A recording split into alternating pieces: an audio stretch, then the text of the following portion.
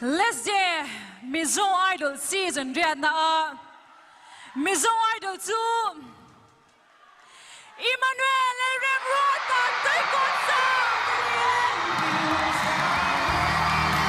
Khobe la hian